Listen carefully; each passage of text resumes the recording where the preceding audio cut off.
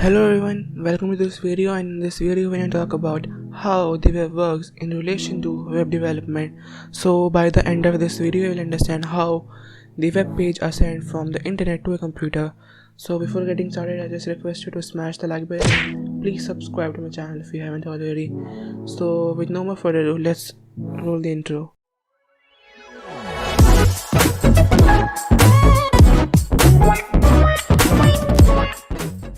So welcome back. So first we need to focus on how the website over the internet really works.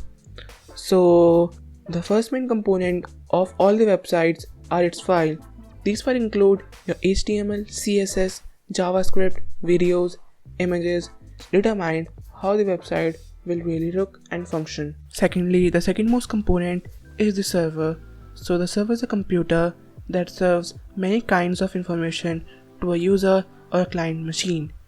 Generally, a server will only do a few things for many clients. So in a simple words, the individual computer are connected to some powerful computers called server. Now the final component of the internet is the web browser.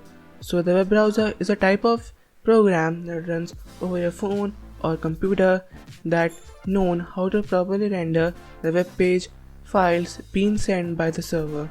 The web browser is commonly referred to as the client. For some example of web browser includes your Google Chrome, Microsoft Edge, Safari, Mozilla Firefox, etc. So you now understand the very basics of how the web works over the internet. So now let's talk about what is HTTP. Okay, so HTTP stands for Hypertext Transfer Protocol. HTTP works similarly to a conversation with your friend. So for example, if you ask your friend what's your favorite book, so your friend responds by saying think like a monk. Then on the basis of your previous question, you ask a similar type of question to your friend, is who's the author of that book. So in response of your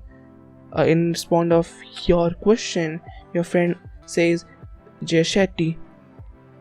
So in HTTP, the web browser asks the server for a specific HTML file, and the server will respond with that file. The browser will then parse the HTML file, and it seems any additional information that it needed, such as videos, images, CSS file. Then it will ask the server to send those additional files. Most sites which are visited over the internet contain HTTPS, okay, which stand for the Hypertext Transfer Protocol Secure. So while communicating this function, it exactly same as HTTP, but the information which sent in between client and server are being in the form encrypted.